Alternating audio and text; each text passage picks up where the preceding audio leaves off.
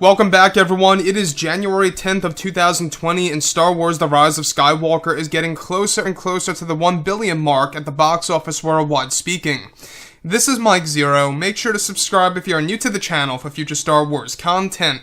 Now, one thing about Episode 9 is that we do know that this movie was by far the most difficult production for Disney and Lucasfilm. They actually out-flat said that this movie went through a lot of different obstacles and a lot of different problems that they had to go through and things that they had to fix through reshoots and rewrites. I mean, even the editor Mary Ann Brandon talked about this, that Rian Johnson, what he did with The Last Jedi, even made it more difficult because Luke was dead, Snoke was dead, and there was a lot of obstacles to go through.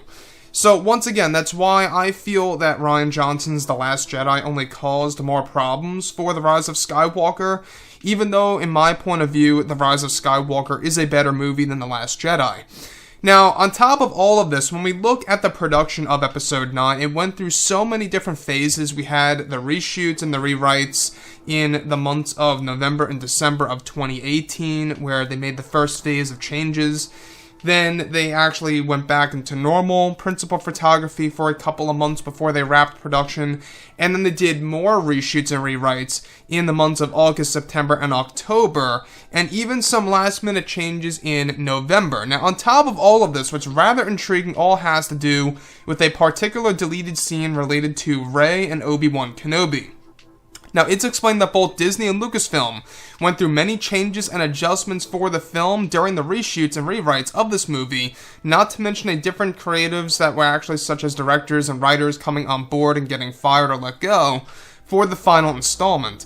Many of these reshoots mostly applied to the second and third acts of the film, and that in the beginning stages of the script writing process between J.J. Abrams and Chris Terrio, they went through many changes for the scenes for the character of Rey and her lineage and exactly who she was and where she came from. It's noted that before J.J. Abrams settled on that Rey was going to become a Palpatine, a scene was written and partially shot of Kenobi's Force Ghost reaching out to Rey and revealing that they are both related, and that originally she was going to be the granddaughter of Obi-Wan Kenobi.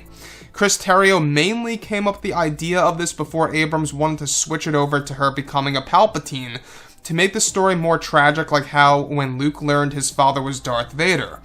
The scene was originally going to take place inside of a place called the Lost City, which contained tons of Jedi ruins and statues, where Rey would eventually reach a place called the Prime Jedi Temple to discover new truths about her parents and herself. It said that Rey Kenobi was going to be a thing, and the scene was partially shot, however not fully completed, where Kenobi's Force Ghost would appear to Rey and reveal the truth between themselves. Chris Terrio wanted a dynamic of having the grandchildren of the Jedi who fought on Mustafar in Revenge of the Sith to fight in The Rise of Skywalker. However, this ultimately did not work out for J.J. Abrams, and he called the shots to make her Rey Palpatine instead. Given that to Kathleen Kennedy and Disney, it made more sense for them to choose that path, as it would create more drama for the character. At this point in time, there was no such thing as Rey Skywalker, or in fact, Rey actually going through other obstacles in the very second act of the movie. So let's go over a couple of parts about this. Now, the thing about this that I think would have been better is that, like what Chris Terrio had a vision for, is that this would have dealt with the grandchildren of the characters, Anakin and Kenobi, that fought on Mustafar. That, to me, I think would have been a little bit more interesting than Rey just being a Palpatine. The reason as to why Rey Palpatine is a little confusing is because it really makes you wonder, who in the world would have a child with Palpatine? Seriously, when you think about this, who in the world would have a child with Palpatine? This is the big question that we all need to know, that I think that we are going to know more so in the novelization, which we will learn more about, and in the forms of books and novels, which obviously, this is something that we shouldn't have to rely on. I know a lot of fans out there want to learn more about, who is Rey's grandmother and everything related to it in that sense.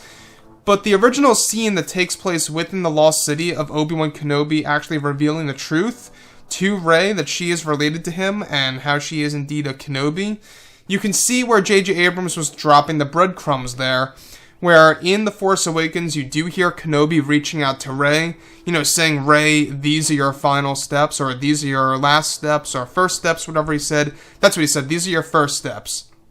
And then now in The Rise of Skywalker, when he made Rey a Palpatine, he had to rework that dialogue to where it was, Rey, these are your final steps.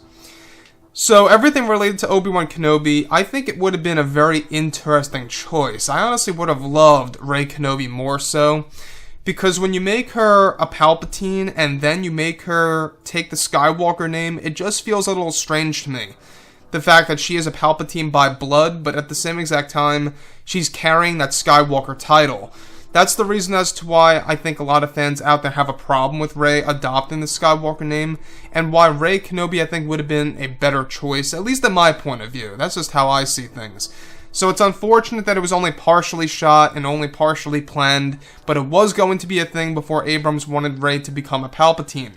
Anyways, guys, drop a comment below. Let me know what you think about all of this in the comments. And if you guys did enjoy the content for today, do make sure to drop a thumbs up on this video to support the channel. I thank you all so very much for the kind support, and I'll catch you guys next time.